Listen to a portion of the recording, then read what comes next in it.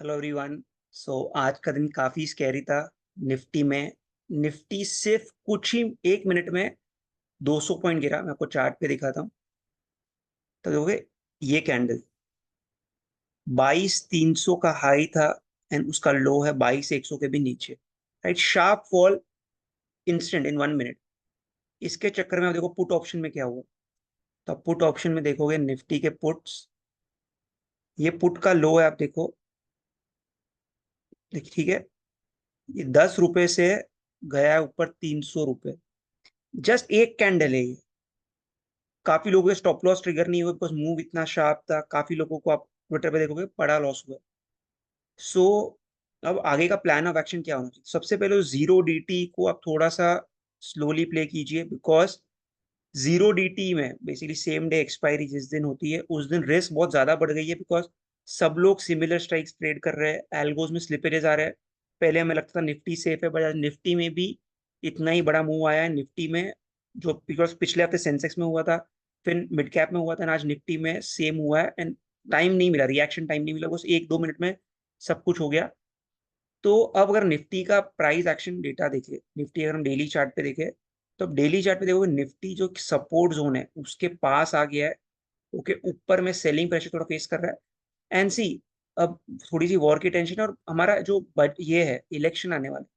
तो अगला 2 हफ्ते थोड़े से वॉलेटाइल रहेंगे, राइट। आपको दोनों साइड में मूव दिखेंगे। आपको पोजिशन साइजिंग एकदम कम रखनी है। तो जब वोलेटिलिटी बढ़ती है आपको पोजिशन साइजिंग कम रखनी है।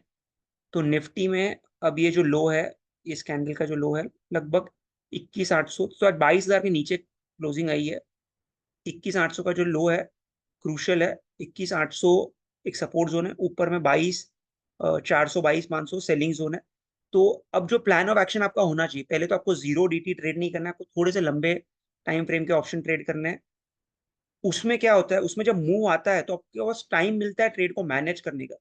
सेम डे एक्सपायरी में वो टाइम नहीं मिलता है बिकॉज 2 का 200 एक ही कैंडल में हो जाता है। ओके, तो निफ्टी को आप सोच समझ के ट्रेड कीजिए। ओके, आई वुड से अगले 2 हफ्ते पोजिशन साइजिंग एकदम कम रखिए। क्यों? सैटरडे को एचडीएफसी बैंक के रिजल्ट्स, आज इन्फोसिस के रिजल्ट आए। इन्फोसिस डाउन है प्री ओपन मार्केट में। ओके, एंड जो यूएस ये ईरान और इसराइल के जो वॉर की न्यूज आती रह रही है उसके से मार्केट में वोलेटिलिटी, ऐसा नहीं कि बड़ा करेक्शन आएगा बट चांसेस है कि मार्केट थोड़ा वॉलेटाइल रहे। तो आपको सोच समझ के ट्रेड करना है, रिस्क को मैनेज करते चलना है। निफ्टी में ये जो लो है वो काफी क्रूशियल है कि 700। तो अभी जहाँ पे निफ्टी एक बाइंग डिमांड जोन है, राइट। आप देख पा रहे हो कि पहले जब भी यहाँ पर आया यहाँ से बाउंस आया। ओके, एंड ऊपर में सिर्फ एक चीज है कि ऊपर में अब थोड़ी सी सेलिंग देखने मिल रही है। तो 22,400 से 21,800 की एक रेंज है for the Nifty.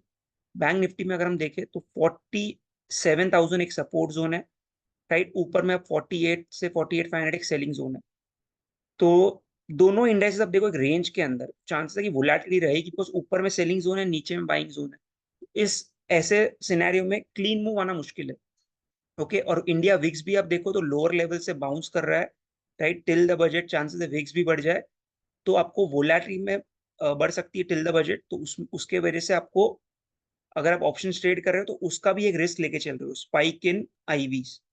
Okay, so Nifty सोच समझ के ट्रेड कीजिए, पोजिशन साइजिंग को कम रखिए, till the budget stay safe. And एक मेन रीजन आज ये वीडियो बनाने का था कि ऐसे जो स्पाइक्स आ रहे हैं बिकॉज काफी लोग सिमिलर चीजें कर रहे हैं, उससे आप बचिए। स्टॉप्स भी काम नहीं आएंगे बिकॉज अब स्टॉप्स भी कैंसिल हो गए। तो इधर आप रिस्क डिफाइन स्प्रेड करिए, मैंने ऑलरेडी इस पे वीडियो बनाया हुआ है। या तो आप जीरो डीटी से निकलकर थोड़ी सी दूर की एक्सपायरी ट्रेड कीजिए because उसमें आपको टाइम मिलता है ट्रेड मैनेज करने का। तो अगर मैं वीडियो को समराइज करूं, मार्केट चांसेस है वोलेटाइल रहेंगे, इनर रेंज दोनों साइड पे आपको मूव्स देखने मिलेंगे निफ्टी बैंक निफ्टी में। ओके, बिकॉज नीचे में सपोर्ट जोन है, ऊपर में सेलिंग जोन है। विक्स बढ़ सकता है अगले 2-3 हफ्तों के लिए। सेफ प्ले कीजिए, काफी मेजर रिजल्ट्स आने वाले हैं। तो इसलिए ओवरनाइट पोजीशंस को लाइट रखिए, पोजीशन साइजिंग को कम रखिए एंड स्टॉक स्पेसिफिक या किसी में अच्छे सेक्टर में ब्रेकआउट आ रहा है उसी को ट्रेड कीजिए। इंडेक्स में सोच समझ के ट्रेड कीजिए, जीरो डीटी से निकलकर लॉन्ग डेटेड बेसिकली मंथली या वीकली में ट्रेड कीजिए। So that's it from my side. I hope को वीडियो पसंद आया होगा एंड आगे जाते हुए मैं डेली वीडियो बनाने की कोशिश करूंगा and thank you for your time.